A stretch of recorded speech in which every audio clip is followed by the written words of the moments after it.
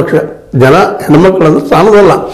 ಎಲ್ಲ ನೆಲೆಯಲ್ಲಿ ಇವತ್ತು ಚುನಾವಣಾ ಕಮಿಷನರ್ ಅಥವಾ ಚುನಾವಣಾ ಕಮಿಷನ್ ಇವೆರಡು ಏನಪ್ಪ ಅಂತಂದ್ರೆ ಪ್ರಾಮಾಣಿಕವಾದಂಥ ಸ್ಪಷ್ಟವಾದಂಥ ಈ ಒಂದು ಚುನಾವಣೆ ನಡೆಸ್ತಾ ಇಲ್ಲ ಅನ್ನೋದು ಸ್ಪಷ್ಟ ಆಗ್ತಾ ಹೋಗ್ತದೆ. ಯಾಕಂದ್ರೆ ಮೊದಲದಾಗೆ ಆ 17C ಫಾರ್ಮ್ ಆಗಿರ್ಬೋದು, ಜೊತೆಗೆ ಆವತ್ತು ಮತ ಹಾಕಿದಂಥವರ ಯಾರಪ್ಪ ಏನು ಅಂತ ಅಲ್ಲಿ ದೃಶ್ಯಾವಳಿ ಆಗಿರ್ಬೋದು ಅವುಗಳು ಕೊಳ್ಳಿಕ್ಕೆ ಹೋಗ್ತಾ ಇಲ್ಲ.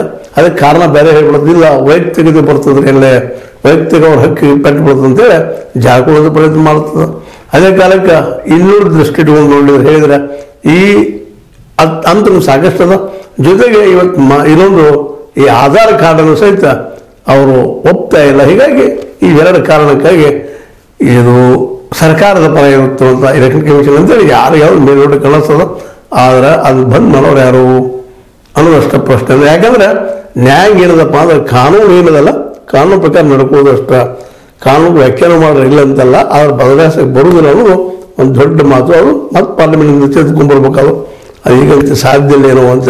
ಯಾಕಂದ್ರೆ ಅದಕ್ಕೆ ಹಾದಿ ಮಾಡಿಬಿಟ್ಟವ್ರು CJI ಅವರು, ನೀವು ಕಾನೂನು ಮಾಡ್ರಿ ಅಂತೇಳಿ ಮಾಡಿದಾರೆ. ಅದನ್ನು ಅದು ತೆಗಿಬೇಕು, ಮತ್ತೆ ಮೆಜಾರಿಟಿ ಬೇಕಾಗ್ತದೆ.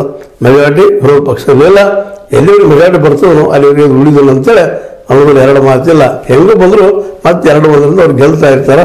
ಅದಕ್ಕೆ ಇರೋ ಒಂದು ಹಾದಿ ಏನಪ್ಪ ಅಂತಂದ್ರೆ ಜನ ಎಚ್ಚೆತ್ತುಕೊಂಡ ಸರ್ಕಾರವನ್ನು ತಪ್ಪಿದ್ರ ಅಥವಾ ಇದು ಇಲ್ಲಿ ಮಾಡಿದ ಕೆಲಸ ಯಾವ ಒಳ್ಳೇದಾಗದೆ ಹೋಗಿದ್ರ, ಜನರಿಗೆ ಮೋಸ ಆಗಿದ್ರ, ಯಾವುದೂ ಇಶ್ಯೂಗಳ ಬಗ್ಗೆ ಪ್ರಾಮಾಣಿಕತೆ ಇಲ್ಲದೆ ಹೋಗಿದ್ರ, ಜನ ಗಳಿಸಿ ಅವರ ಕಿತ್ತಾಗಬೇಕು ಅಷ್ಟಾಗಿನ ಮತ್ತೇನಿಲ್ಲ.